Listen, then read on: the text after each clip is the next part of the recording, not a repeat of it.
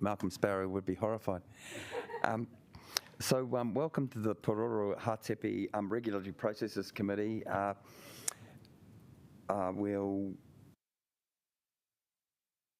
Sorry? Yeah, I'm just wondering if we've got everybody online that we should have. That's what threw me a little bit. We'll stand for the karakia. Whakataka te hau ki te uru, whakataka te hau ki te tonga, kia mā kina ki uta, kia mā taratara ki tai. E hi ake ana te ata kora, he tio, he hoka, he hauhu, tihei mauriora. Okay, welcome once again.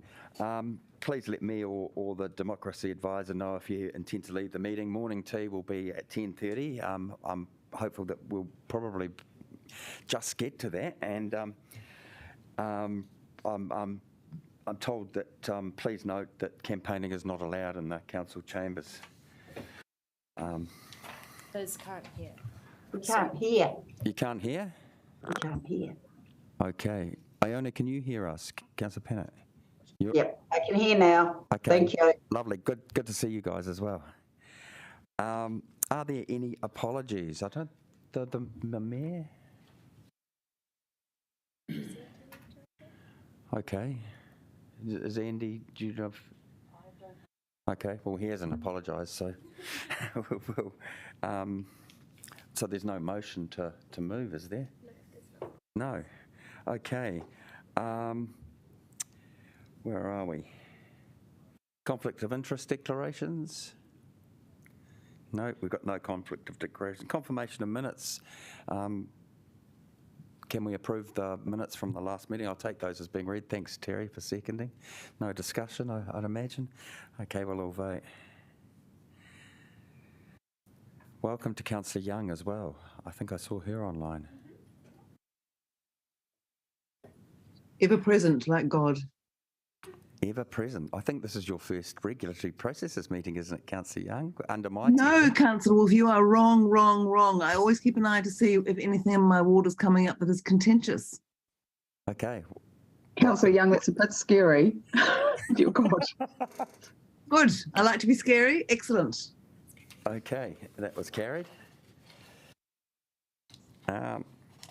We don't have any items that are not on the agenda. Should I make reference to the DC? Yeah, we've referred the development contribution item, which was the last item on the paper, to council. So that won't be debated or discussed today, and there'll be a public participation at the council meeting at the end of the month. We now have public participation, and I welcome all those that are participating today and look forward to hearing what is said. Martin and Anna from the Newtown Festival Trust, if you could join us now. I think I saw Martin there. Welcome. Yeah, you've got your 10 minutes, Martin. Welcome. Sorry, Martin, I think you're on mute. You might have to start again. Kia ora.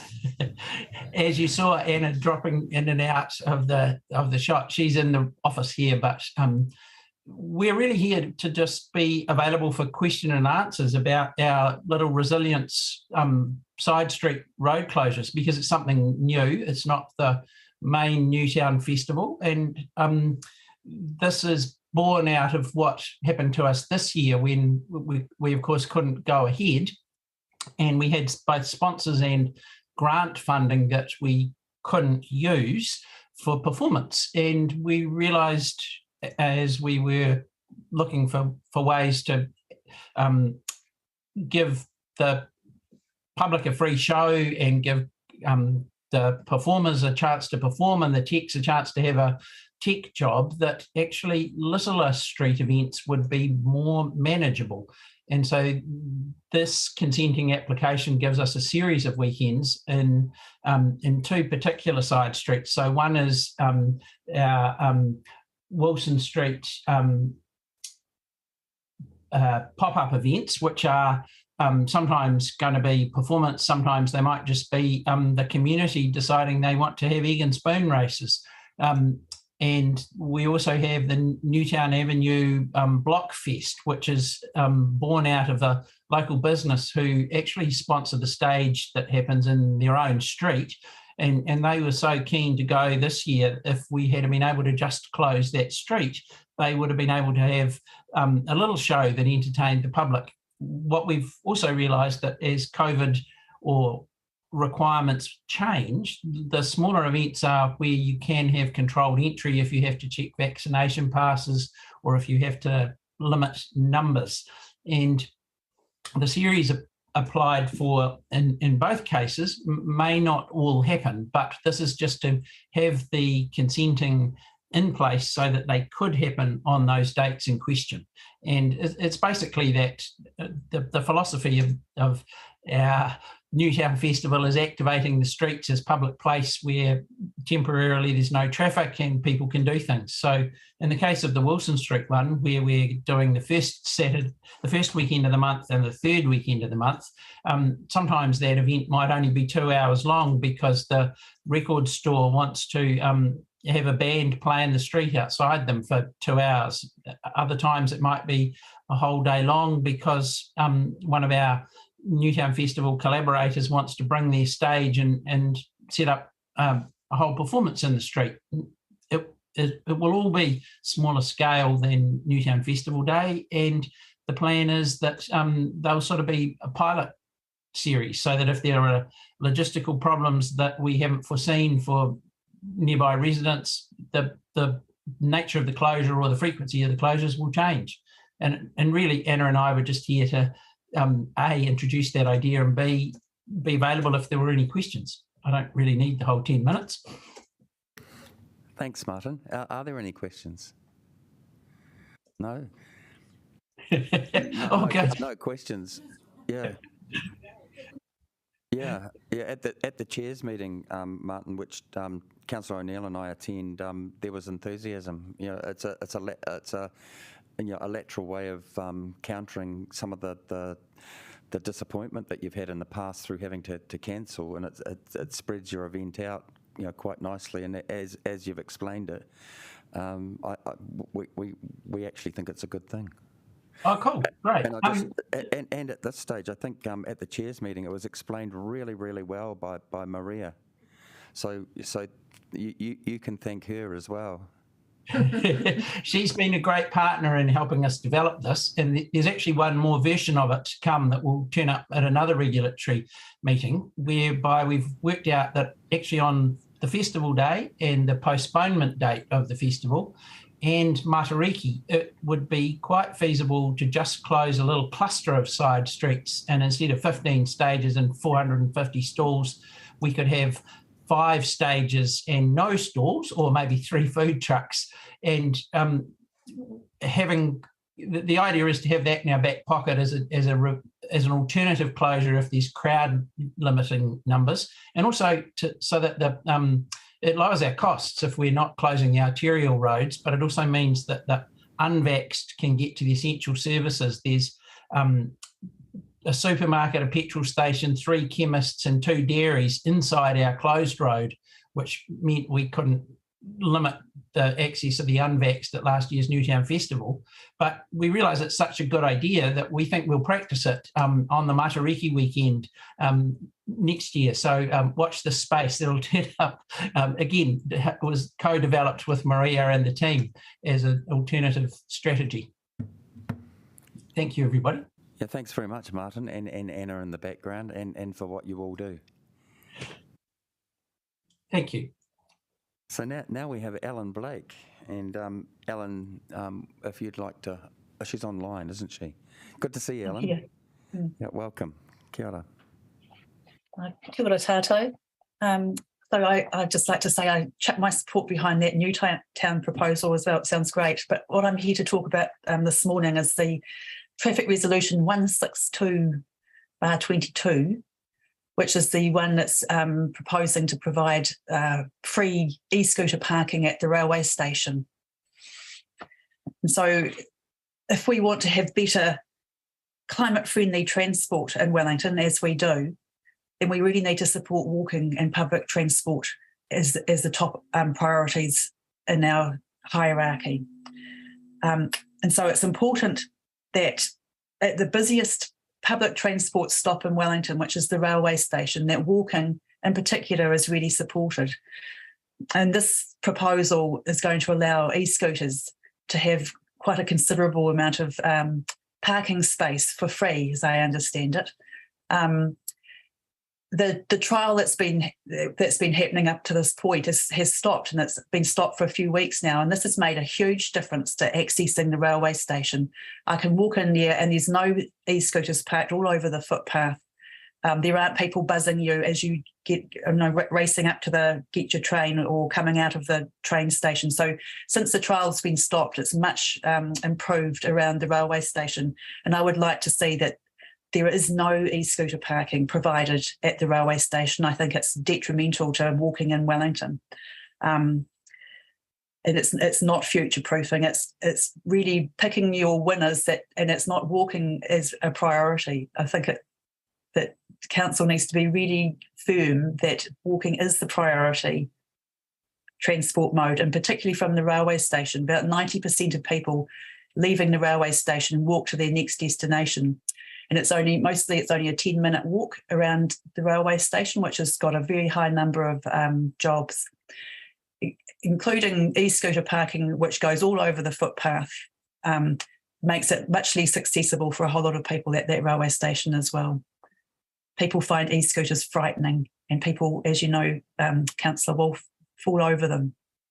So I would just like to ask that you don't approve parking for a private business, free parking for a private business at the railway station. In fact, it would be much better to get rid of all the parking off that front block of the railway station forecourt. Thank you. Thanks, Alan. Councillor O'Neill has a question for you. Thank you, Alan. I had a part-I reading, your submission. So I agree with you that in the sustainable transport hierarchy that we should put walking at the top, but then we've got active transport above cars.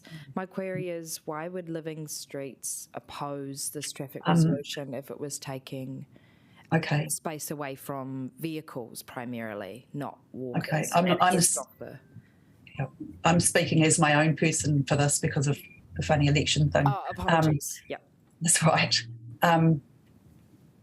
So my question to you is, why would you provide a different sort of private vehicle parking at the railway station? You're just swapping one private vehicle for another. And in fact, it's not just a private vehicle, it's a business running a hire service. So better to get rid of all the private vehicles off the railway station forecourt and make it a proper pedestrian place so that pedestrians don't get buzzed by cars or e-scooters or anything coming and going from that railway station. We want to support more people having a better time coming and going from the railway station. Oh, thank you. Chair, if you'll allow, I just have a follow-up. Yeah. Thanks, Alan.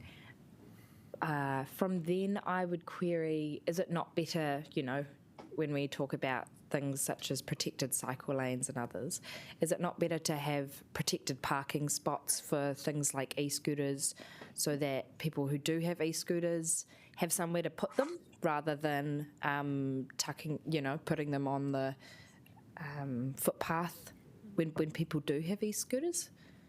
The trial has shown that people, and it's hire e-scooters here too, the trial has shown that people do not use the parks. They just drop them. And this is a standard kind of, from what I've seen of the research of e-scooter users, is that they won't walk very far to find one and they'll just leave them wherever they are. And Wellington City Council has not been good at managing the e-scooter use around Wellington.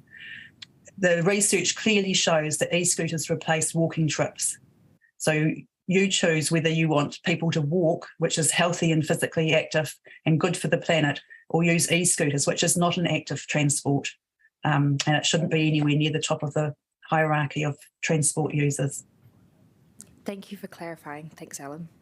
Thanks, Ellen. Are there any other further questions? Oh, yes, Councillor Pannett. Thanks, Alan.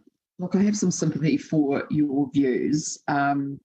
However, I guess I'm just curious. There are quite a few young people that really like using them. And I guess it's just about how we also meet their needs whilst also protecting older people, disabled people on our footpaths, which is why, we're building a cycle network. And are they allowed a choice? And it's still an electric vehicle, which is better than a diesel bus potentially, or obviously a car. So this is a private business hire vehicle scheme, and it costs quite a lot of money compared to other transport means. So it's not for everybody, because not everybody can afford this sort of travel. I don't think it's an age thing either. A lot of people prefer to walk. A lot of people prefer to catch the bus, and I think that because that's at the top of the transport hierarchy, it's actually physically active travel, that we should be supporting that. Putting e-scooters and right under people's noses is a really good way to encourage them not to be physically active, whatever your age. Is that what you want?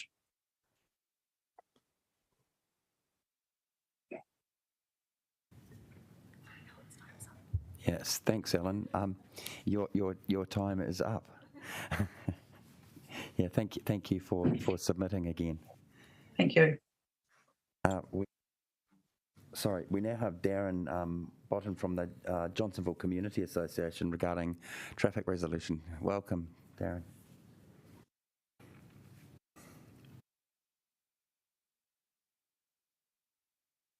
Oh, okay, lovely, thank you.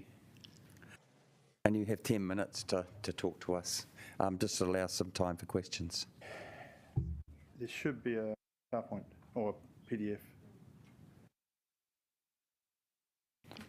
PDF, guys? Sent yesterday to Letitia.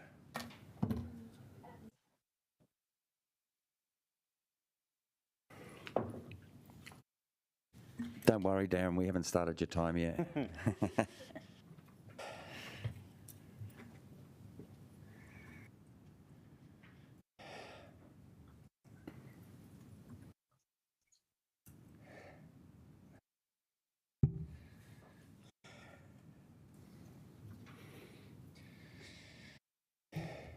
Never fear. It's just a little technical issue. Yeah. We're all right. We've got plenty of time. Oh, you haven't. A minute early.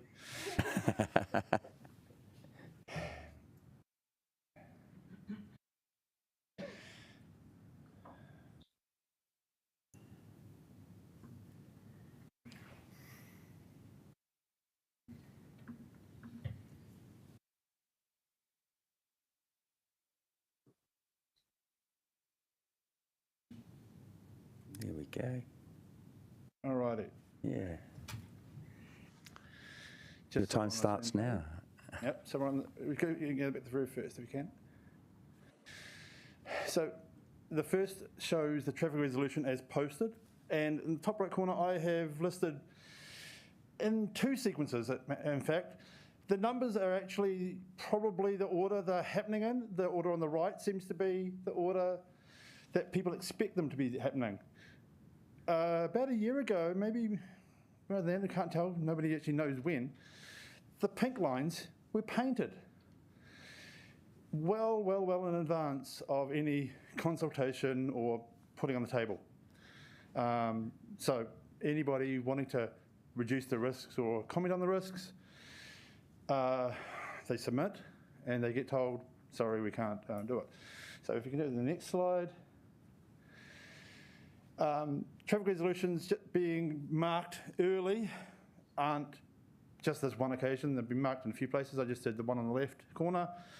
It's actually on the table for this meeting. It's also painted in advance. That Chapman intersection is painted so long ago, the black marking is wearing off and starting to show through the white marking even. If we can move to the next one. as per the diagram I've gone through with scale tools and everything else like that, put in the cars A, B and C based on the handout and said they are normally parked there most of the time. The car marked D is parked there maybe one day of the week and makes it even worse. So traffic is following, generally the uphill route is following the orange curve, squeezing between the parked cars, and in fact, you cannot see it until you're about 10 metres away when you're going downhill through the green arrow. The visibility could be improved not just by moving the lines, but by trimming the shrubbery, greenery, overhanging footpaths and gutters on the edges, so people are further out from the tight corners. Next, please. I spent a Sunday afternoon for about 20 minutes. Almost everybody is still driving to where the lanes were, not where the lanes have moved to. So I would guess, sitting out there in the cold on a Sunday afternoon for half an hour, 90% of them were at least half of their vehicle outside of their lane. And to finish up, the last slide, some of the worst offenders were almost a wheel in the right lane, mostly out of it. Little oopsie emojis there for making privacy. Any questions? Councillors. Jenny, Councillor Condi. Thanks, Darren. So are you saying that there was, that the markings were painted on the street prior to a traffic resolution going through? Far in advance. But then that they were painted over with black? The old markings were blacked out. Right. They're so old, the blackouts, they've worn through. Okay. Long ago, No, they've worn through the black. Okay. I guess my other question is, what would you like to see happen here instead to make it safer? I had proposed in my submission to put some no stoppings on the southern side of the street, such that you don't have car D parking there, making it worse. Cars A and B, unfortunately, they look like they're really nearby residents. So we would have to talk to them at least that it's coming up, not just paint it one night and then they wonder, where's this resolution? Because resolutions seem to come late. I've had people in our community association come to me and say, so is it normal to have a resolution before the yellow lines go down? And I said, well, should do, because there's all these other resolutions for yellow lines. She said, oh, we'll have to go check, because in my street, I've had a few in the last year, and my street's not coming up in the resolution consultation page.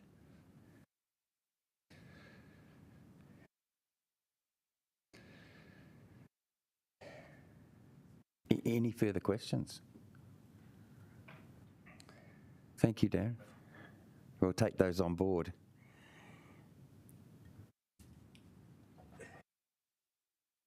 Richard Murcock. Richard, welcome again. And you're representing the Thorndon residents. Are you Hello, Simon. Good morning, councillors. No, I'm representing myself and my wife, Christine. Oh, okay. Morning. So you realise that you have 5 minutes and you just need a little extra time for questions. Yes. Thank you very much, councillors. Can we go to the first slide, please?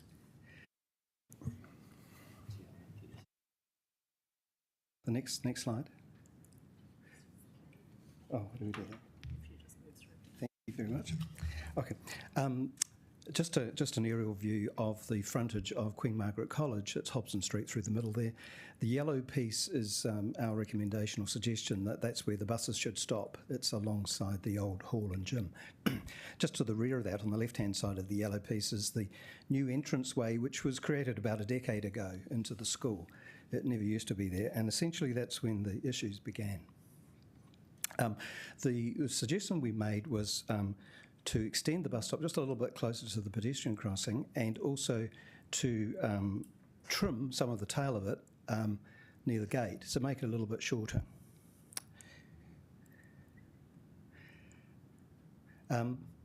This is what happens. The first bus there is stopping at the gate.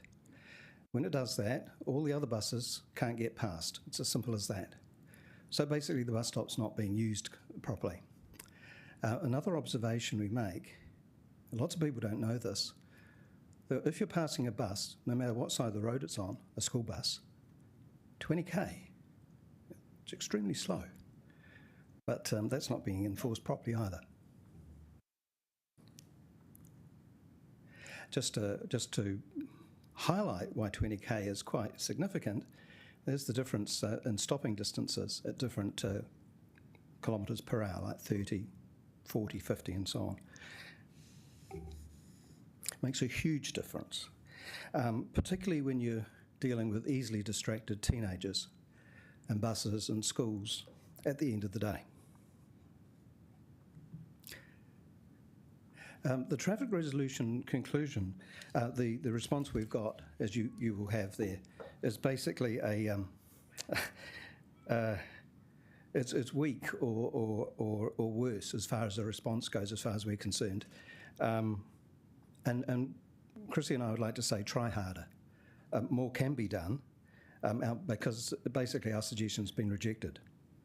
There are tangible things that can happen and be proffered on the ground to help this situation.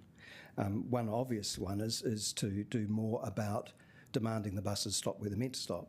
Another thing would be to have a school patrol on the pedestrian crossing, which would also arrest traffic and so on. So there's lots of things that could be done, but none have been proffered as suggestions to us. We also want to highlight for you that this problem, this chaos that happens outside schools is well known to the council. That's a news item from 2018. And it's particularly well known in Hobson Street.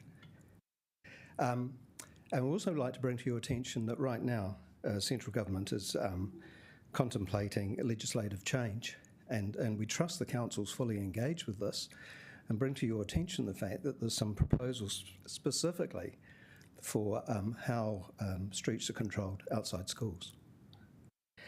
So in conclusion, please consider a tangible, balanced solution to the situation we face, particularly at 3:30 every school day in Hobson Street. I'd also like to highlight for you that this is the second consultation round. During the first one, my wife, Chrissy, witnessed a fire truck on dispatch have an incident with a bus, which of course stopped the fire truck. They've got their wing mirrors entangled. The truck couldn't get past the buses. The ambulance station and the Thorndon fire station are basically at the end of the street. Look, if that legislative change happens too, perhaps children who are having private pickup arrangements and stuff could consider the benefits of push play. I heard somebody mention the benefits of walking earlier today, and walk to their rendezvous some distance away.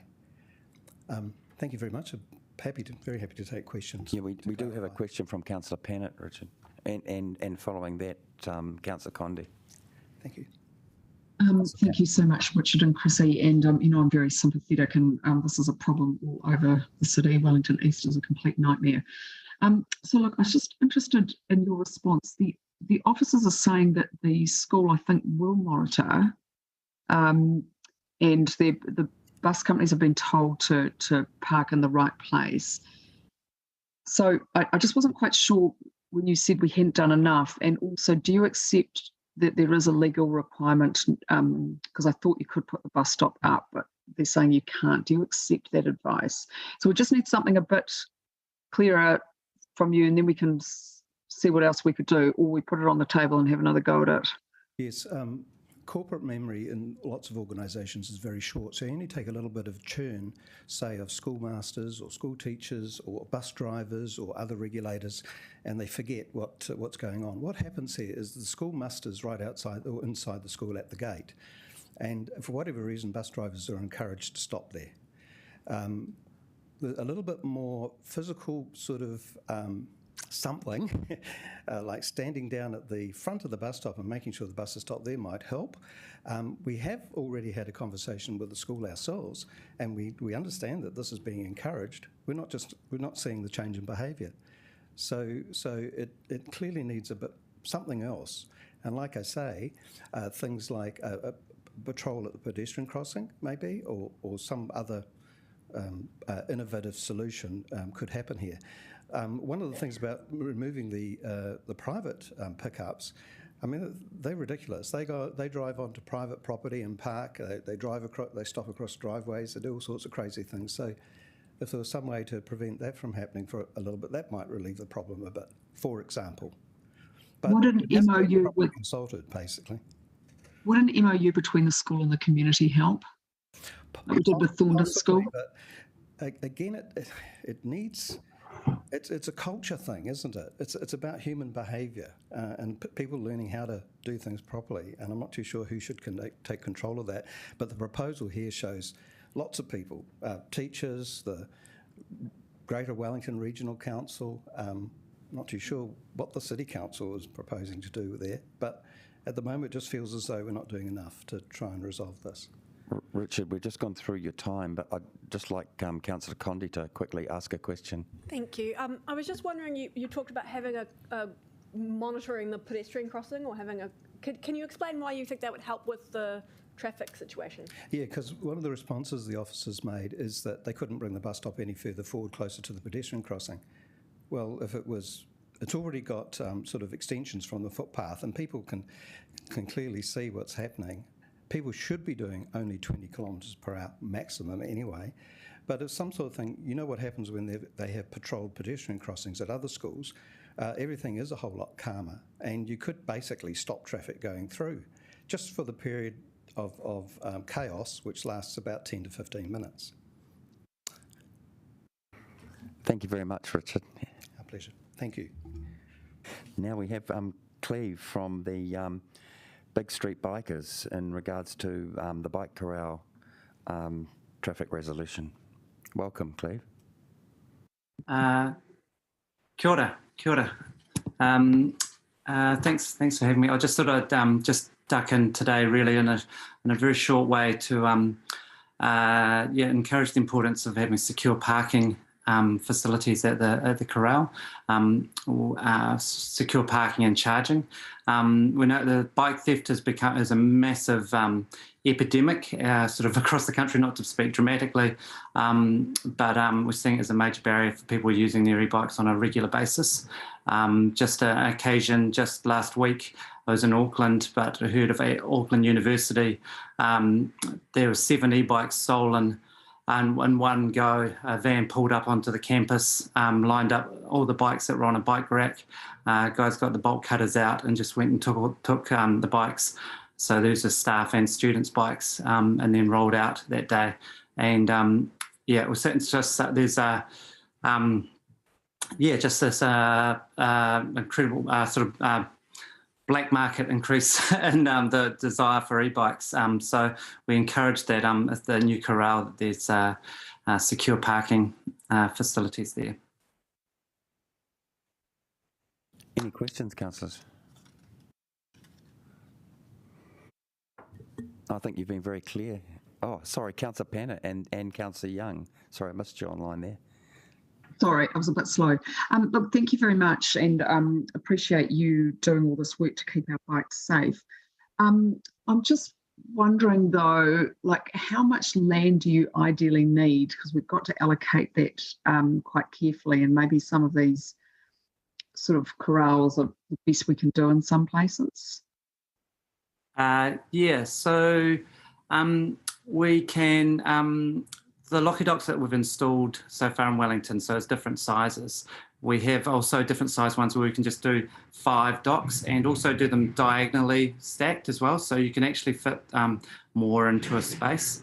I guess the difference between a normal hoop is that it's unsecure, and if a locky dock's there, then it's secure parking. It has the reinforced steel. It can be installed with a CCTV camera as well. So you can have like 5 docks or 3 docks, or we could have 20, and arrange them and configure them, and whether it could be a herringbone sort of shape diagonally or in lines or squares. So we can kind of work to the space available, I think, if that's the question. So working to the requirements there. And just the other question is, so you get all your revenue from advertising, is that correct? Yeah, that covers, so our partners and sponsors, so including Wakakatahi and Mercury, and that covers the operational costs and CapEx costs for the infrastructure.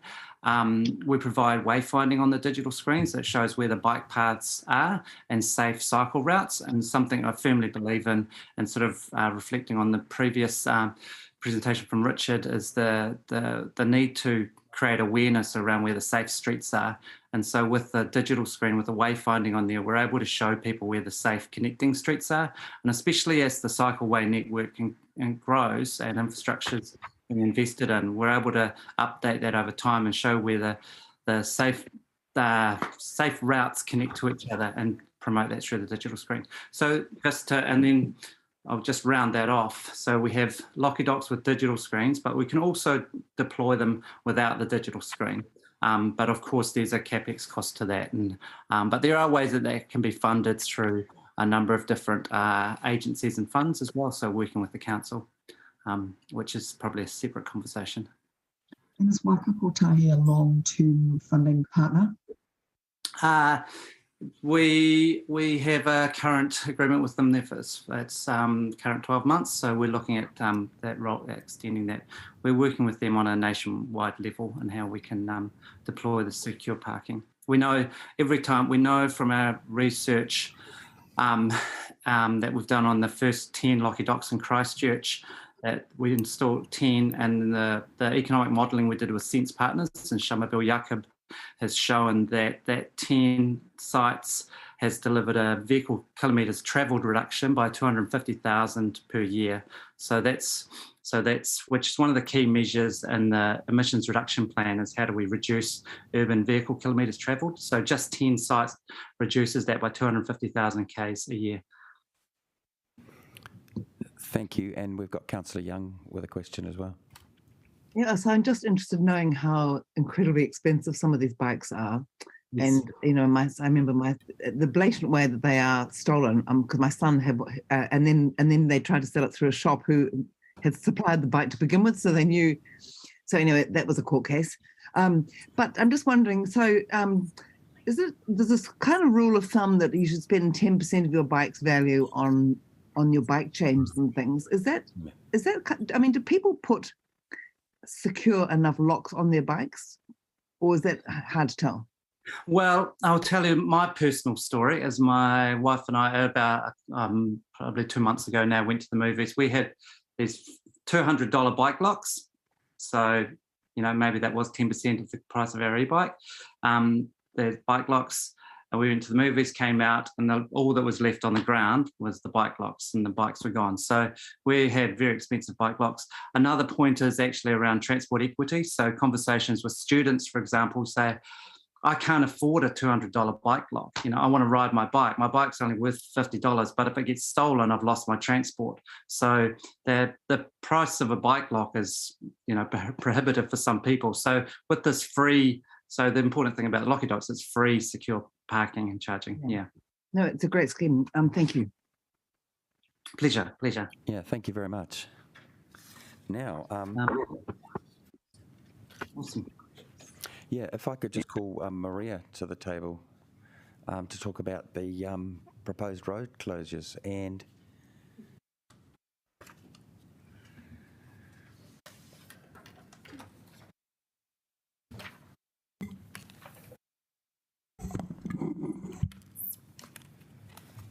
welcome. Good morning.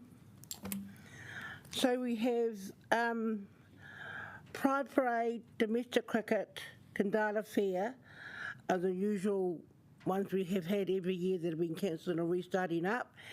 And the new ones we have coming forward next year are the Miramar Peninsula Cycle Race, which they want to add on to the CBD new cycle race that they have in CBD over a weekend.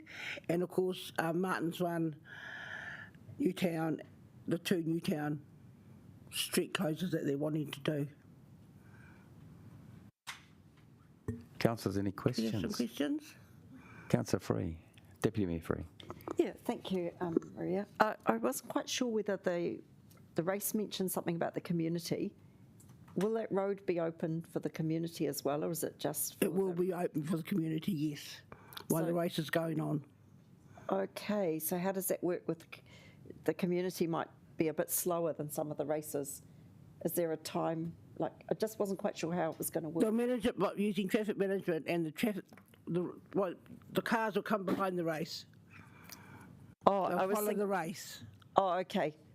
So cars can follow the race and people, but I was more thinking about it being an opportunity for people to enjoy a bit of a cyclovia experience, having the road closed and being able to get on their own bikes.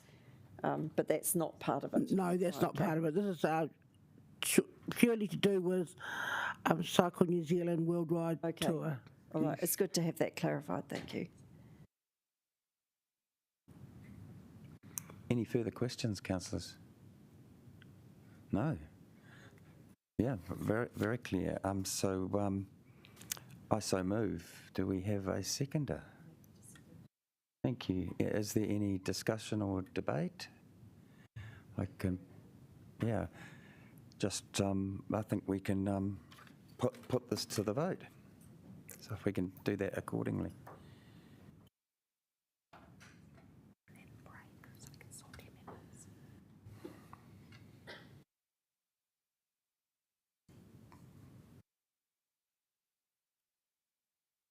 So that's gone through unanimously. Thanks, Maria. Thank you very much. And your team. I'd just like to say this is my last chairing of a meeting. Yes.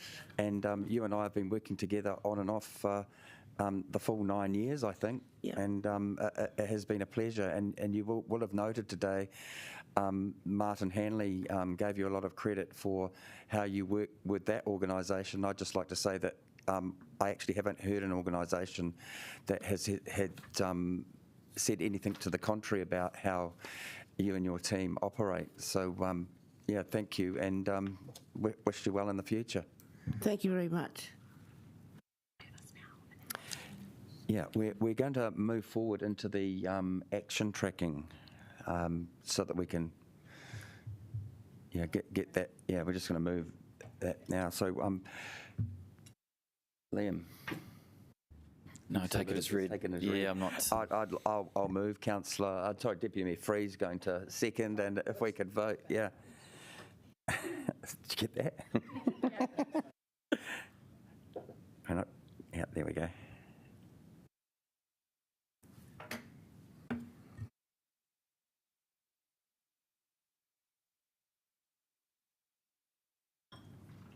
So what we're going to do now is we're going to take an early morning tea, and then push through with the rest of the agenda items. So yeah, we'll take until past.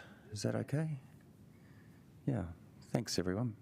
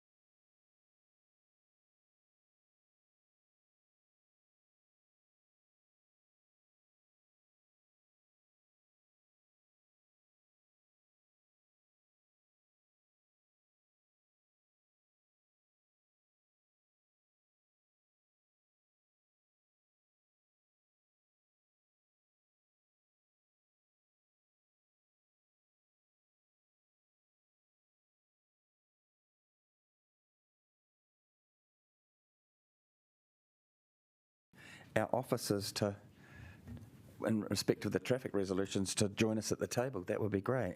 Soon, Paul? Who else? No? Oh, you're the other, yeah. Soon. Welcome.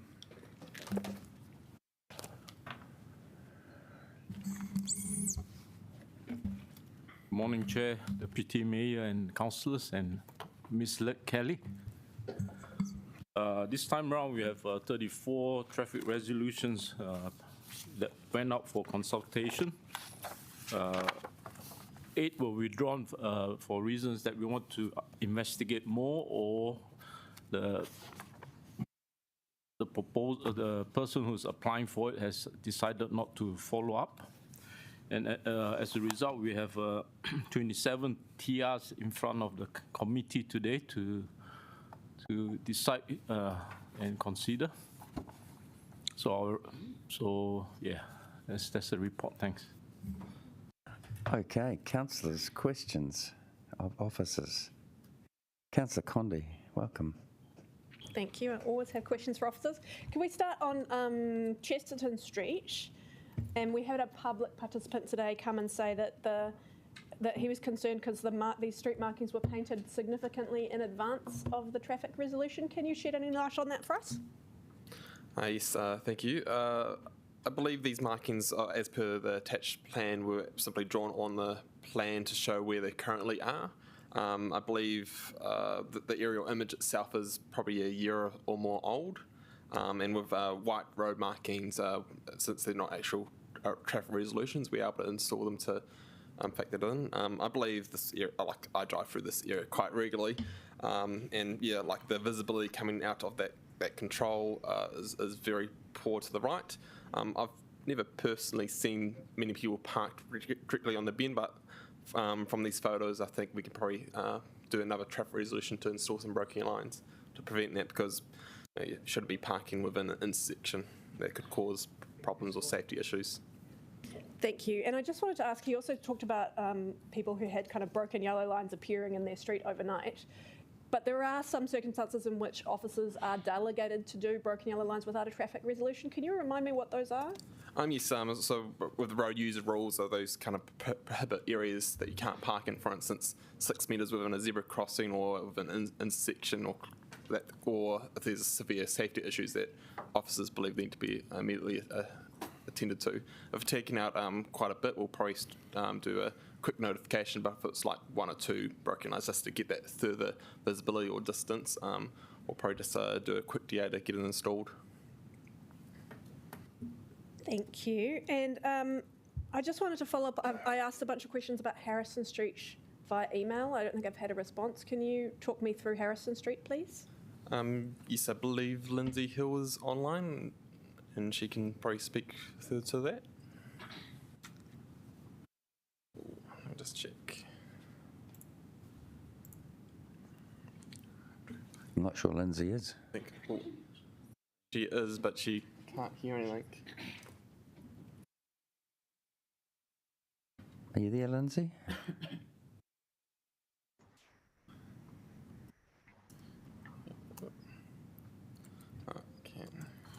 Yeah, if we could take a question from Deputy Mayor Free first, and then Councillor Pennant. Yes, just referring to the same traffic resolution that, the one where the question was raised about the white markings. The submitter also raised whether trimming some of the vegetation would help. Is that a possibility? That's possible. We can pass it on to our arborist team to look into and get trimmed back. Yeah, thank you. It should be on a yearly rotation to do that kind of trimming, so it's probably overhanging a footpath, but I'll follow that up with them. It did seem from the photograph that might help a little bit, but it's hard for me to know as I'm not local. Councillor Pennant. Thank you, Councillor Wolf, and thanks, officers. Look, I'm just going to ask about Hobson Street, which was withdrawn last time and has come again. I accept that you can't move the bus stop forward for legal reasons, but I'm just wondering if there's any way we could get that and get an MOU signed with the school, because they're causing some problems. Well, the parents are, at least. Yeah, that's a follow-up action that we're going to do with Regional Council, which looks after the bus operators and also in discussion with the school. I think it's an operational issue more than just where the bus stop should be. Moving the bus stop closer to the zebra crossing is not advisable because of the sight line, and these are all high-sided vehicles. So that MOU is a good suggestion that we are currently following up. Okay, so maybe if you could liaise with the ward councillors on that, that would be super helpful. And I guess just look, but it is a problem. You know, I tear my hair out over Wellington East, which is we've still got a lot of, you know, congestion. It's a bit, you know, chaotic. Is how many of our schools have got travel demand plans in place? Do you happen to know that? We do have a team of officers working with schools in terms of schools program. That details I do not have with me, but we do have school officers that are working with schools to develop school walking plans and all that. Yeah, through you, Mr. Chairman, we can always provide that to the councillors. Thank you. Yeah, at some point, and Liam, it might be an issue for after the election for whoever's around the table, but it just constantly getting complaints about parking and, you know, not very good behaviour, and it impacts on residents. Sure, I understand. There are a number of initiatives underway, so Anna Blomqvist can probably provide some information for you after the meeting. So I have a question in relation to Queen Margaret's as well. Has it ever been discussed with Queen Margaret's as to the similar situation that Koori Normal School are using with kiss and drop and you know, a pickup of the same, where there's a zone that people can only pick up and drop off? Chair, my experience in dealing with schools is participation from the school themselves, from the teachers and the principal, because I've dealt with other schools where the principals are very active in terms of having teachers watching or monitoring the place. I think, you know, my discussion with Queen Margaret will be on that basis. That is it's an operational safety issue. Sure. You know, with Koori Normal, they use a valet system with a roster of parents. That would be an option that I will raise with them. Yeah, and the other option with a secondary school would be senior students, but it's worked very well in a number of areas. Yep, thank you. Thank you. We still don't seem to have Lindsay online. Okay. I can type a question to her. I've got her on Teams. Okay. We'll just adjourn just while you do that. Yeah, through you, Mr. Chairman. So she's unable to get onto the call? Or? I believe she's on Zoom, but she can't hear us. Oh, okay, yeah. Yeah, just take your time and just, because we have got the time. Thanks, Mr. Chairman. Yep. Did she come on? She's at work from home. Should I get Stephen Hart instead? No.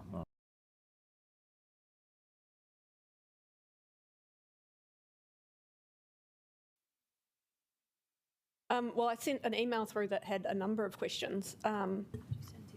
I guess just to preface my questions with the statement that I'm really conscious that when we put a curb in place like this traffic resolution is proposing to do, you know, that asset is for a really long period of time, probably will last us 70 years. So this is not the sort of thing that we can come back and tweak later, which is why I'm kind of asking all of these questions. To start with, I guess it says in the paper the traffic resolution was previously delayed to allow for further consultation with the community. Can you tell us what further conversations took place, what the feedback was, and what, if any, changes were made to the TR as a result?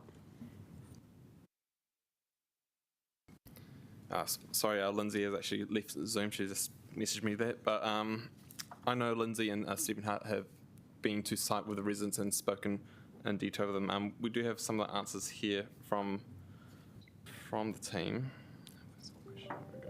Local residents who submitted on the TR proposal were invited to an on-site meeting. 4 interested individuals, 2 representatives of the Brooklyn Residents Association, and 1 from Harrison Street residents, and 1 from the community centre, met with traffic engineers and project managers to discuss their concerns. The main concern was the potential loss of 3 car parks to provide to provide for the turning head at the end of the street that would not cater for all the vehicles wanting to make the turn in the single movement.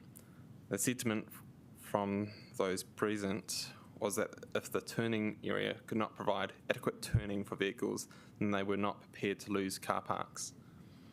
The meeting was followed up with an email to those residents present at the meeting to explain the purpose. The proposed turning head would cater for about 90% of vehicles likely to turn in the area.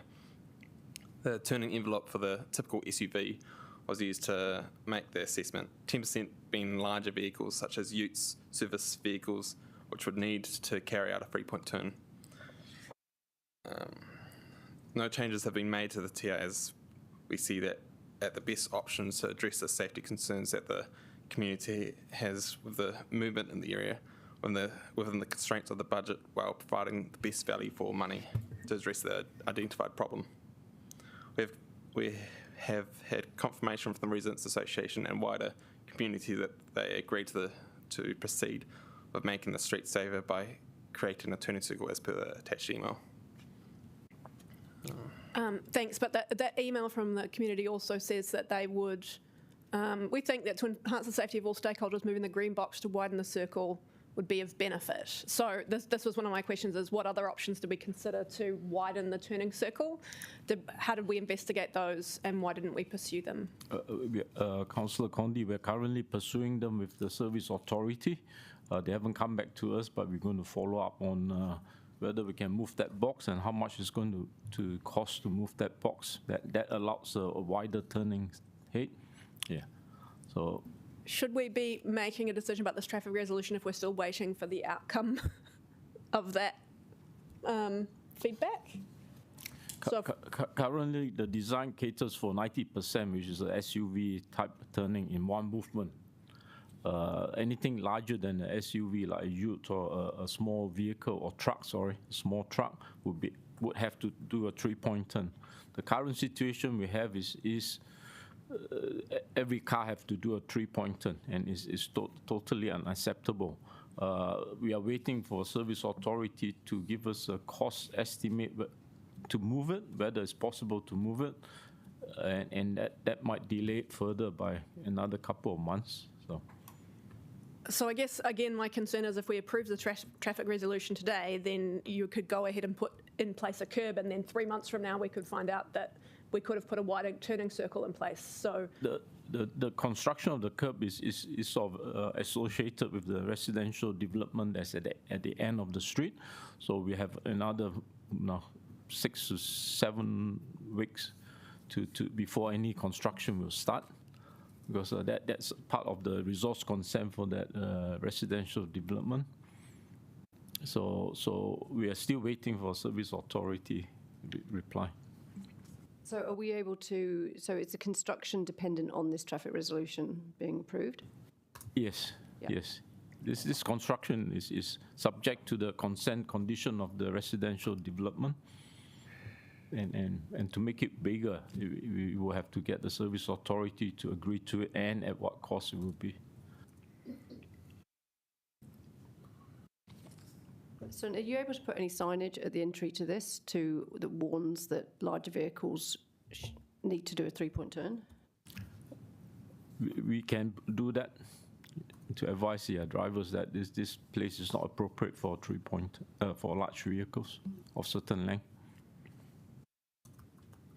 I guess my concern is if there's a possibility that we could widen the turning circle, if we can move this utility box, I don't want to be making a decision now to discover that in 3 months' time we could have widened the turning circle to the point that actually all the larger vehicles could turn. Because, I mean, I'm thinking about this as when I went to visit the street, right, there's so many kids at school and kindy and all kinds of stuff. And we're talking about having rubbish trucks reversing to do 3-point turns and those kind of vehicles reversing to do 3-point turns. I just have safety concerns. If it's not possible to widen the turning circle, then it's not possible. But at the moment, what I'm hearing is we don't know. We are waiting for advice from the Service Authority and to say whether it can be moved and at what cost if it can be moved. Through you, Madam Chair, well, there's a question whether this is like premature for consideration then, so should we put that on the table is, I think, the question.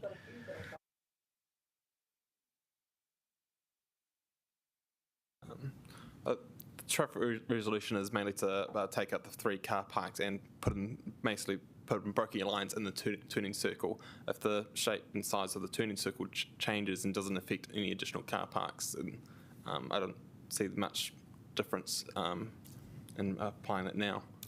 I think to approve this TR and then later on have the service authority say yes, you can do it. I think we will have to redo another TR to amend this TR. So we can.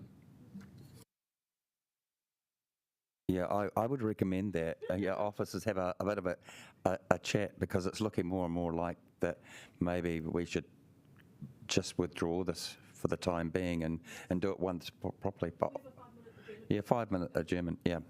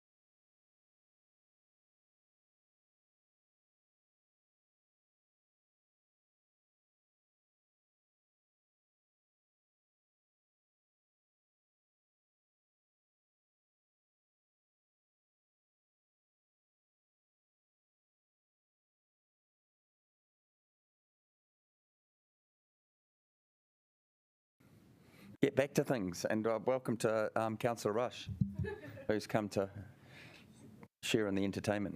Thank you, and through you, Mr. Chairman. So we're happy to defer this based on Councillor Condi's concerns. There's no issue with holding up the Harrison Street development. That's the social housing new build we're doing, and wait until we hear back from the referral authority about the turning circle. Thank you. Are there any more questions? Councillors? Councillors? I've wanted to do that. I wanted to do that for 9 years. Is there any further questions? I just had a query. If Councillor Young was online earlier because of a TR in her area, is she still present? Did she want to ask something? I don't know. I don't think she is. But no, I think she would have said actually. But thank you for bringing that up. Oh, question. Thank you, Councillor Condi. Liam, could you just give us an update about the Dixon Street and what advice you have for us about whether that revenue loss is included in the annual plan budget or not?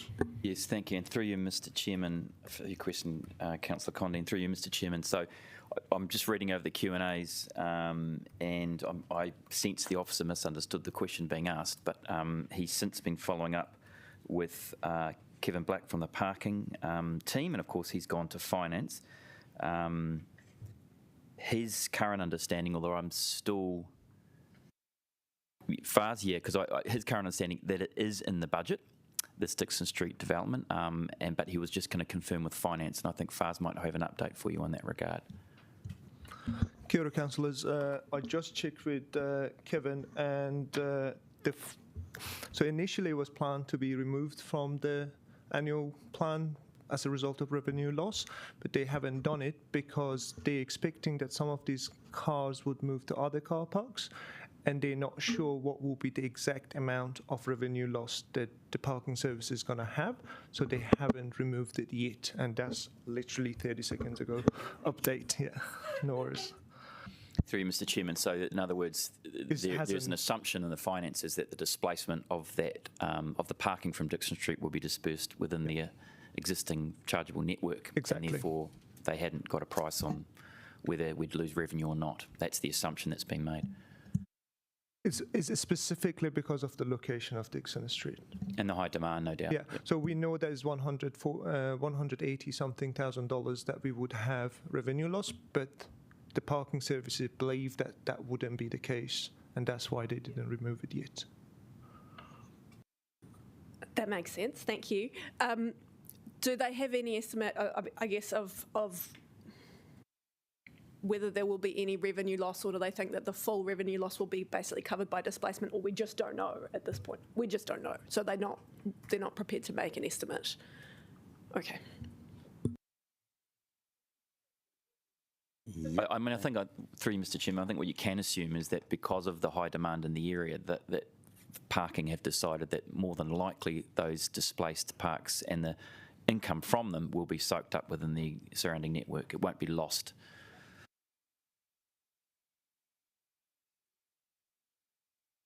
Yeah, well, it makes it difficult to judge. Do officers have any other? Yeah, look, my only advice would be that I don't think that advice is going to change.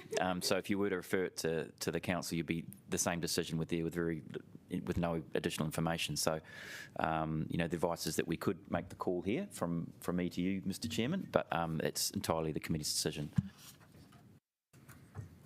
We have some interesting decisions to make. I think, are there any other questions? No. Okay. Deputy Mayor Free. So just to be 100% sure, because this possibly is a decision which may have wider interest beyond our committee, do we definitely have the delegation to make this decision? Yeah, I mean, just given that we did say that... I don't believe there are any delegations associated with this committee. But just given that we did say that if there was a high level of community interest in various decisions, that we wouldn't actually make it here, we'd make it at a committee of the whole. That's right. Yeah.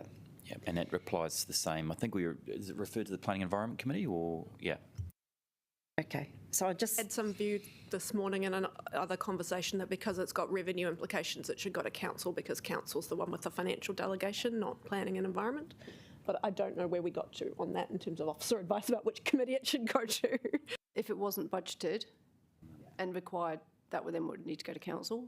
But if it's within budget, then it would go to, if it was within budget and you deemed it to be significant, more significant than this committee could handle, then it would go to planning and environment. But what I'm hearing, I think, is that it might have revenue implications we don't know and they're not budgeted for. No, I think, well, yes, but I think what you've also heard is officers consider that the $180,000 loss of the Dixon Street traffic resolution will be dispersed back into the network. So if you're talking about a net, well, I'll get Mr. Armani. So basically, that's the assumption. Yeah. So if Dixon Street was considered in isolation, it would be $180,000 something revenue loss. But because of the location, we assume that will be dispersed within the network, and we wouldn't have revenue loss to that extent, or to any extent, actually. Councillor Condi, I think it would, just at this stage, and bearing officer advice, I think if we can proceed with this, and yeah, just proceed to debate, if that's...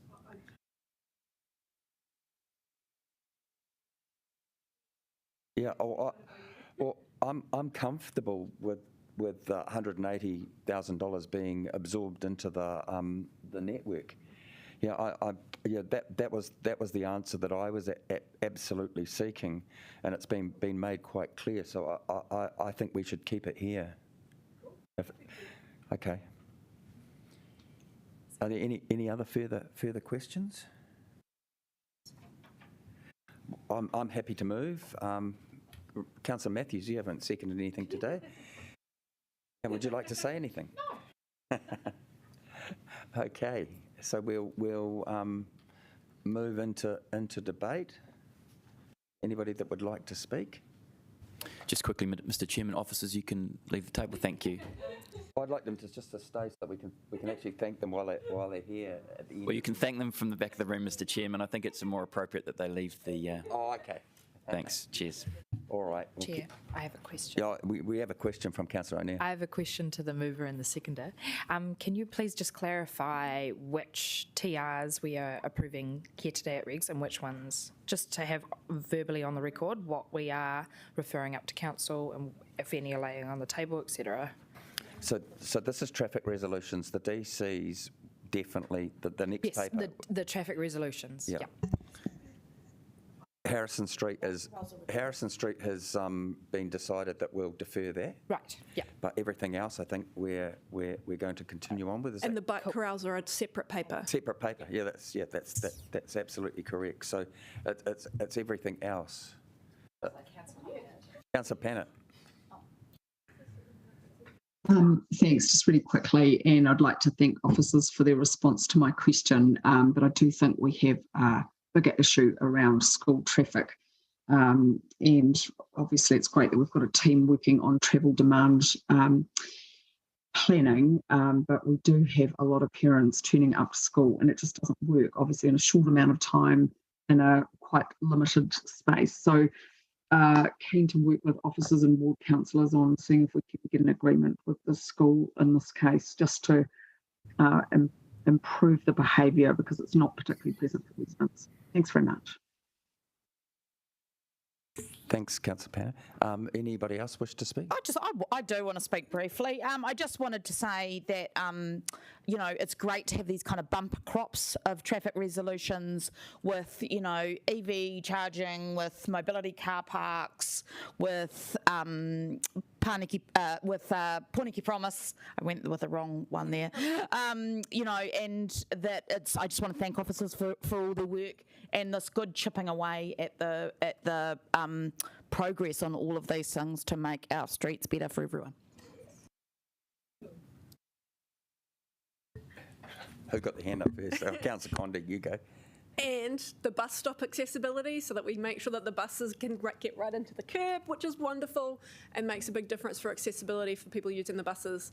And, you know, we're continuing to find, you know, adding broken yellow lines to streets where otherwise emergency vehicles wouldn't be able to get through. So that's continues to be, every time we get a street like that, I feel a little bit alarmed that we're still dealing with that, but we are working through and prioritising those streets to make sure that we're putting appropriate parking controls in so that emergency vehicles can access those streets. I was also at a community conversation last night where people were asking about broken yellow lines on the street to ensure that buses can move freely and not feel like our streets are like crossing a one-lane bridge. This was the comparison. You feel like driving down the road because there's cars parked on both sides. You keep getting to these spots in the road where it feels like you've got to wait for a one-lane bridge, and making sure that buses can flow freely. So all of these things actually make a big difference as we chip away at them. Thanks, Councillor Condi. Deputy Mayor Free. Yeah, look, I think we have to be a little bit brave sometimes and try new things when we're trying to actually change the way our city works and the way it looks and feels. So, look, I've had a look at the feedback we've received on this proposal, and there's a little bit of a mixed view. But one thing I know the research shows is that more people come by bike and by foot to actually shop than come by car. So hopefully this is going to make it a much more pleasant pedestrian and safer pedestrian experience, and thereby will actually help the retail environment rather than anything else. And also do note that Alan Blake from Alan Blake has also noted this is the first significant footpath widening in the CBD for quite some time. You know, and we do put the pedestrian at the top of our transport hierarchy. So I'm going to happily support this. You know, it's a little bit different. I'm going to be really interested to see how it does work. But I think we've got to go and sometimes try something completely different and new and novel, or else we'd be stuck in the same old, same old. So, yeah, I have a lot of confidence in approving this. It would have been nice in some ways to have had it in a full committee just for that wider endorsement, but I'm confident that outcome would not be any different if we'd actually gone to the bigger group. Thanks, Deputy Mayor Free. I've just a little comment to make in respect of something that Councillor Pannett, a comment that she made in respect of the school. I actually believe that we should be preparing for schools in a general sense to ensure that Queen Margaret College by far and away aren't the only school that have traffic problems at the times that people arrive and depart from school. And with the government's new initiative, yeah, I believe that we should be doing a lot more to be actually in those schools and giving the schools an awareness as to the suite of measures that can be used to address the safety problems around schools. So, yeah, I think that, you know, Queen Margaret's is only the tip of the iceberg. So, yeah. Any other questions? Sorry, any other right of reply? That's me, yeah. And I'll just thank you all for the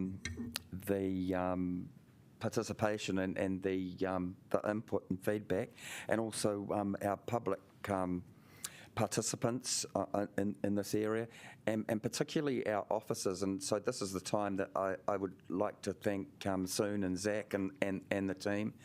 And Zach, I don't know you too well, but I do know that people speak very highly of you. And since you've assumed this role, you particularly have interfaced really well with our community. So I know this from our Onslow Western Whārangi ward perspective, and I think you've had interactions with the Residents Association there. They certainly have said that you're user friendly. So thank you for that. And yeah, Soon, we've known each other for quite some time. You're also great and have this can-do approach, and that's a wonderful thing for the reputationally for the council. Yeah, I'll particularly miss you and your sense of humour, but I'll catch up with you and your wife at the restaurant. A plug for the Long Bar, really good cafe, really good, yeah. So, yeah, the best nasi goreng in town, I'll go that far to say. So, yeah, you know, I've appreciated working with you, and I think my colleagues have also, just in the way that you come to the table and try and resolve issues for us. And I also think that the traffic resolution situation in this term has been outlined and communicated a hell of a lot better than in the past. And I commend you for that. And yeah, thank you very much. Okay, we'll put this to the vote.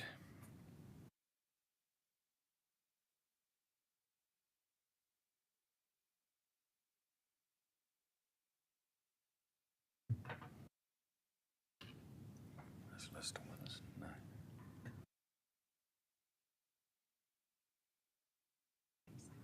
Okay, that's unanimous. Thank you very much, everybody.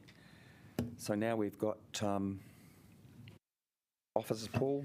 You had a bit of a team with you. Thank you. Would you like to introduce your team as well? Good morning. Thank you, Mr. Chairman and councillors. Good morning. I'd like to introduce both Emily and Guillaume, who have recently joined the city design team for 3 months, something along that line. And we're tasked initially to prepare a series of traffic resolutions to provide for additional parking for bikes in the central city. We've got a number of projects on the go. This is the first one that the team's bringing. Secure bike parking is certainly right up there. And we heard from the team from Big Street Bikers in the Locky Dock solution. We're looking at what is the right solution for Wellington and to be fair, we're looking at both ends of the journey. So we're looking at how we can provide for safe, secure storage of bikes at the home end of the journey, as well as at the other end of the journey.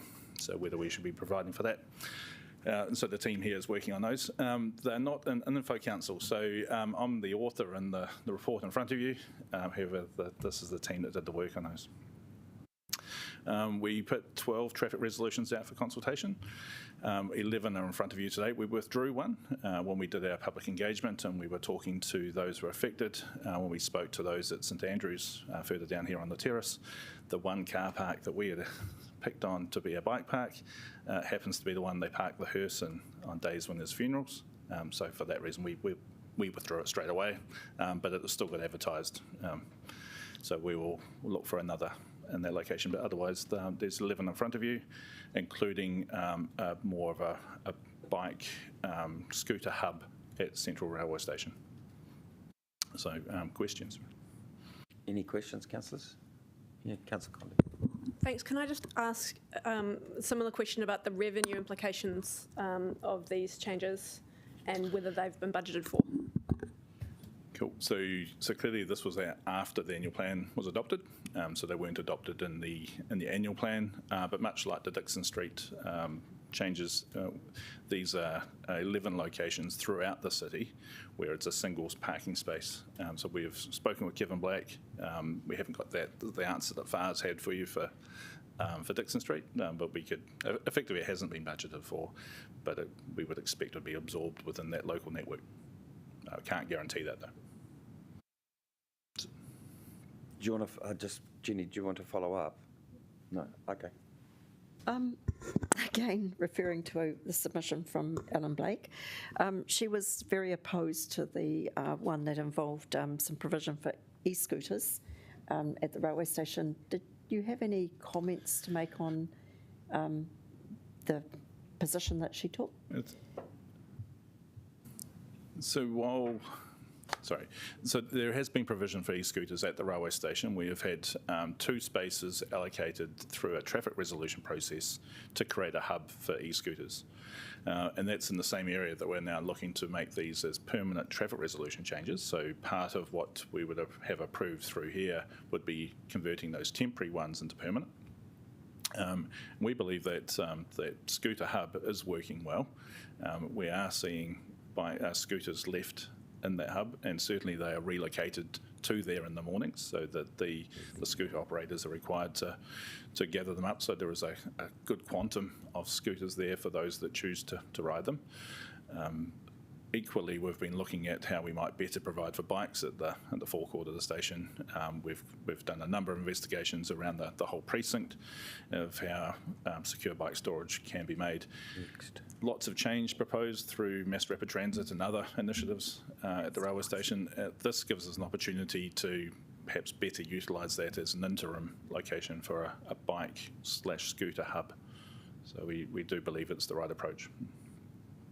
If I can just ask another one, I think a big part of her issue was the mixing of the scooter traffic with the very intense amount of the big volume of pedestrian traffic.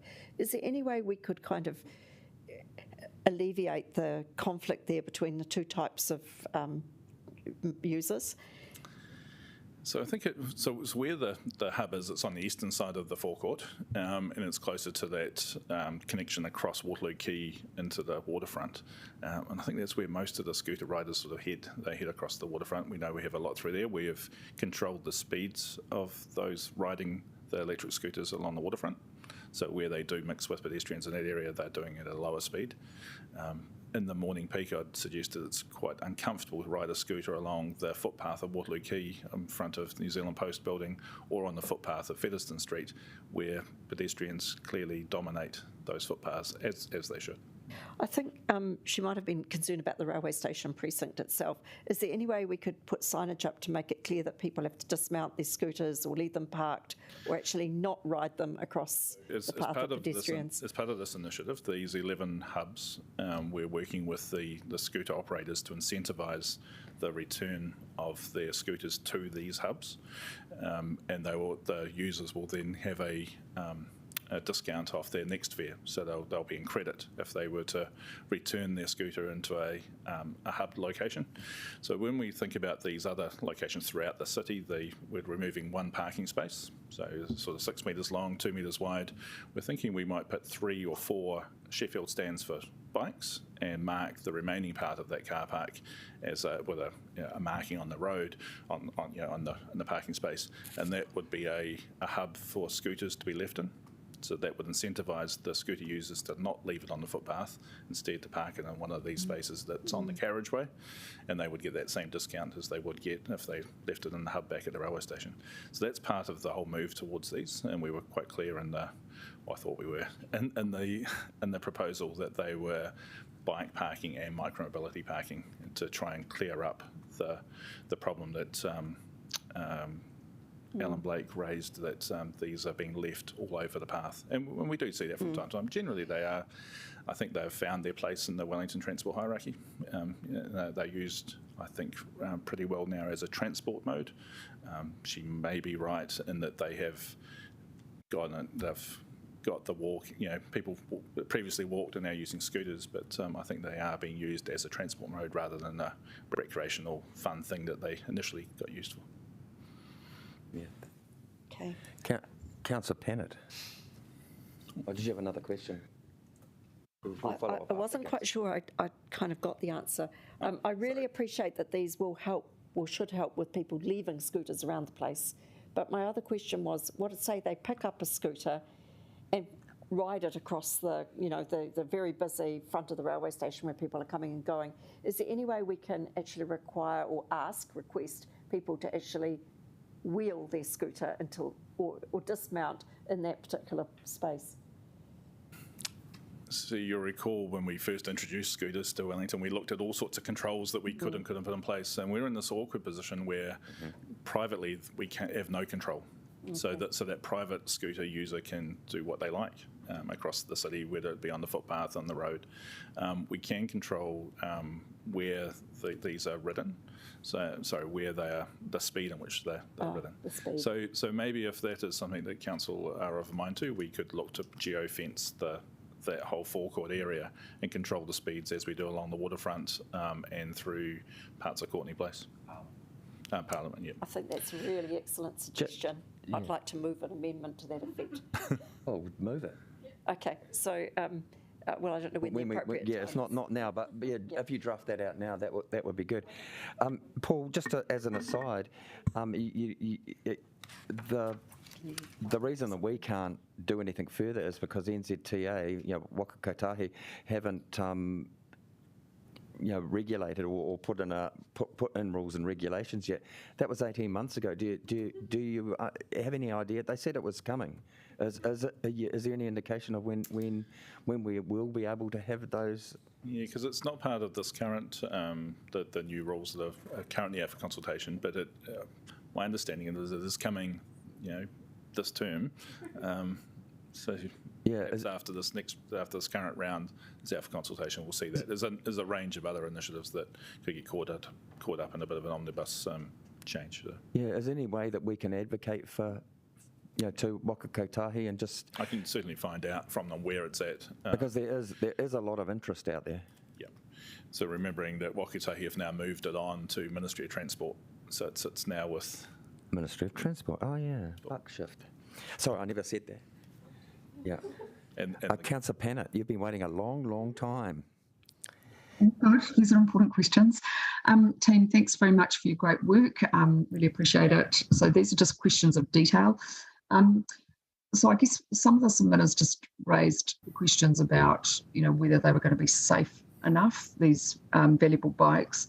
I also just wondered, I guess it's partly a matter of cost, but so that's just the first question. And do these larger family bikes pose any difficulties, or is there enough space for them too?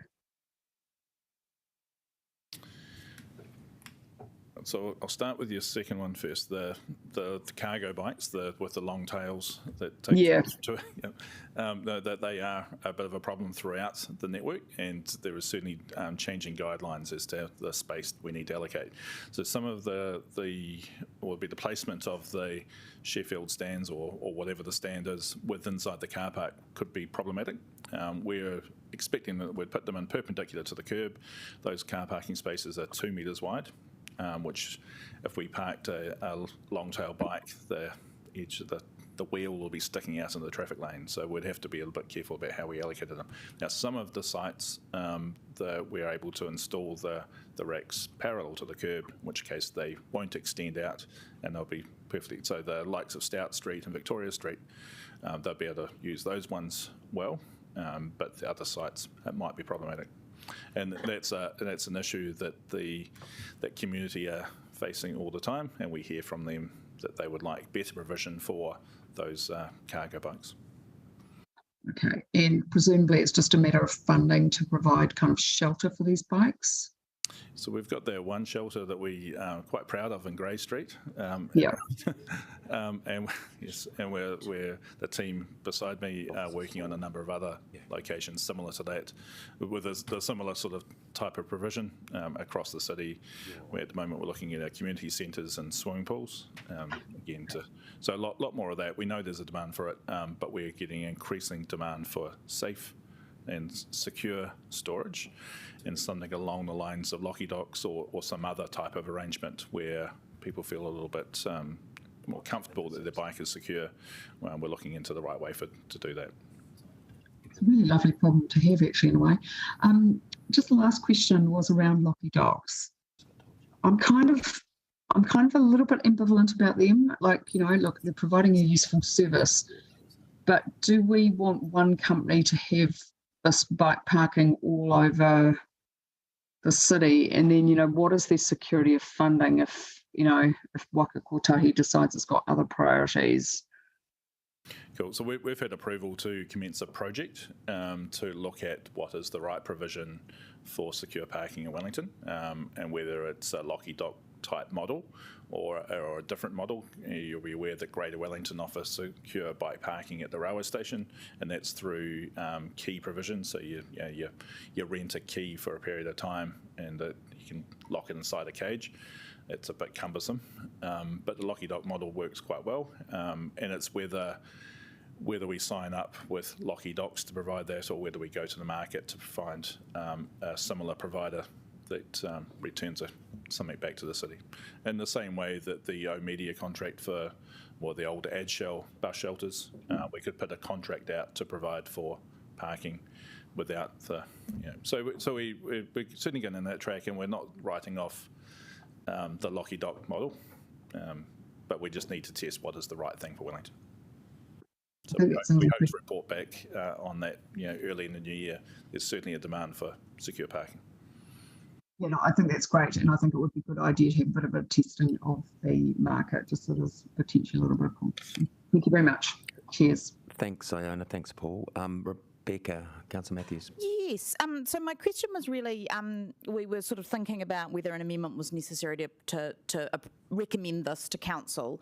I am reassured by the comments about the impact on revenue, but I just wanted to check, if we were to do that, what effect would that have on the implementation of these corrals? Like, in terms of the sequencing and etc. The work.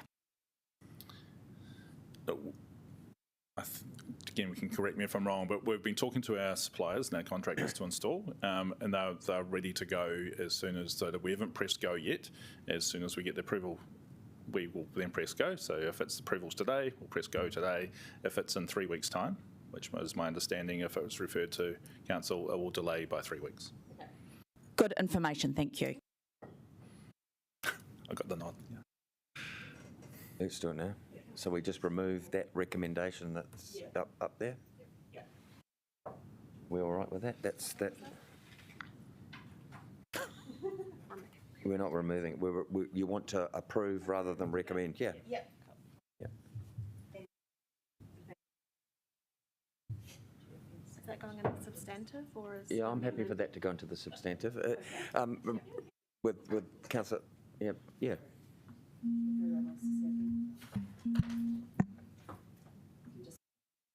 Yeah. Okay.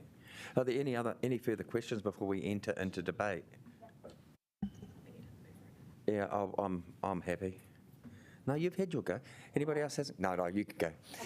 Rebecca. Yeah, I move. You want to move? I want to move if you don't want to move. So I'll go now just to thank the team. This is extremely exciting, and I note that we would need to do this work. We would need to go through this process regardless of what we do to improve security. So we are hearing about that. So the first thing we've got to do is make the room. And just thank you. It's exciting. And I guess I just want to cover off a point in public submission. I also note that disabled people use scooters as well, and this kind of idea that scooters are only a kind of a barrier and a hindrance to people who have mobility issues is just not accurate. And while there are concerns and fears, I think this is a useful tool for removing obstacles, and that I'm very excited that we are going to push go today.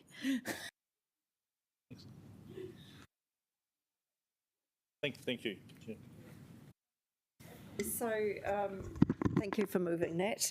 I think this is a very momentous occasion. We've dipped our toes in the water with bike parking at Grey Street, and it's been immensely successful. So I know actually a lot of the staff that work here park their bikes in Grey Street, and I've parked my bike there too. Now, this isn't going to be Grey Street, but it's going to be some dedicated places to put bikes, hopefully secure places, and heaven only knows, we might be able to get some money to do some more Grey Streets even in these spots. So I'm really excited about it. I think it gives me a little bit of comfort because I've never been totally enthusiastic about the e-scooters given the current legislation that allows them to ride on the footpath and not to ride in bike lanes. I've never been sort of totally comfortable about their mixing with pedestrians, but I think at least we're signalling here that we've considered it and that we are taking some measures to mitigate some of the conflict that's potentially there. And I forgot to thank the staff last time, so I'm going to take this opportunity to thank Soon's team as well as the cycling and Paul's team. It's been such a lot of work over, a consistent amount of effort over the whole 3 years. And the results are really starting to show. So particularly when I think about all those traffic resolutions, lengthening all those bus stops and those tapers in and tapers out, we must have done 100. I don't even know how many. I'd love to know how many we've done. But we've been on a steady journey to really improve lots of little things around the city. And the little things add up. And they just change the way that our city's working. They make it clear that what our transport hierarchy actually is. And, I actually don't think we're going to suffer a loss of revenue. I do think that there is that flowing around effect where people find and adjust and park elsewhere. So I'm reasonably confident that this isn't going to have a huge financial impact. It may have some, but I don't think it's going to be enormous. So I'm very happy that we've actually going ahead and approving these along with the other ones at this committee. Thanks, Deputy Mayor Free. I'll speak if that's okay. I'd like to commend officers, particularly in relation to the parking areas for the e-scooters. If we don't provide the infrastructure, how can we expect people to actually park their e-scooters properly and keep them off the footpaths and other places? Alan Blake referred to me in particular in regards to e-scooters because, as most of you will know, my mother tripped over one, ended up in hospital where she walked around a corner and there it was on the footpath right in front of her. So, I think, you provide a mechanism for the e-scooters and you enable them, but we have a responsibility to actually provide places for them to be kept and held, and so that creates a safer environment. Later on, we may be able to regulate to ensure that they don't get left, but this is part of the progression, and what we're doing is what we can do at the moment. So, in respect of my thanking officers, Paul, you and I go back further than council. And in fact, I mentioned kiss and drop earlier, and it was my first meeting with Paul was over the kiss and drop in Karori, and Paul was a little bit apprehensive about it, but then said, we can implement a trial. And we did a trial with cones without putting any signage up. It worked really, really well, and thank you, Paul. I think 11 years later, there hasn't been one ticket issued in the area, and since that time, as a result of drivers' behaviour and the culture changing, let alone the community resilience that has been provided by the valet service, because people talk to each other. But not an injury, and touch wood, that there won't be in the future. Maybe we can implement a few more. Another of our little projects was a care crossing in Campbell Street, where the kids did a survey using a radar detector to assess speed. That got implemented as well, and shortly afterwards, I learnt that it wasn't a good idea for councillors to get involved in operational matters and the weeds, because I went down Lambton Quay and Willis Street to assess the speeds of buses in particular, and found that they were speeding. When I took that back to Paul, Paul said, how did you know that? And I said, well, I had a speed detector. He said, well, you might have had a speed detector, but I'm sure it probably wasn't calibrated. I said, well, it's actually the council speed detector. I borrowed it from the school. And we made some changes there, to through the bus company behind the scenes to ensure that the buses slowed down and made a safer environment. Paul, you and I have also had a few learnings in my first term. And I'd like to say how professional you've been. I made a mistake, and you accepted my apology for that mistake wholeheartedly, and we've moved on in a really wonderful professional way, and I admire your passion. You're completely passionate about probably the number one thing is keeping people safe, and I think it's an indictment on a city like Wellington where we have a lot of curly streets and a lot of difficult safety issues that we in other cities there might have been more injuries and incidents, and I think out of the councillors out of the officers that I've dealt with, and I say this with a great deal of sincerity, you've probably saved it and changed a lot of lives through what you've done, and I'd just like to thank you from the bottom of my heart for being the person that you are, and also standing up for the values that you believe in, because you see both sides of the equation, and you're always really, really free and frank. And sometimes early on I didn't appreciate that, but I certainly do now, and I think that other councillors also value what you bring to us, and also you're very, very loyal to your team, tremendously loyal. You know, the two of you, both your officers that are next to you, you know, you wouldn't have a more loyal manager to look after your interests, because, you know, it's really important that happens. He's got your back. So, yeah, thank you very much, and thank you to the team. And rest assured, when I'm off council, I'll still be advocating for transport safety issues, and you might see me at public participation.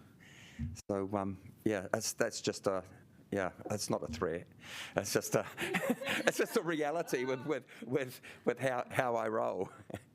Anyhow, thank you very much. And is there anybody else that would like to speak? Yeah, I've spoken enough. Okay, write a reply, Councillor Matthews. She hasn't got to write a reply, so we'll go to it.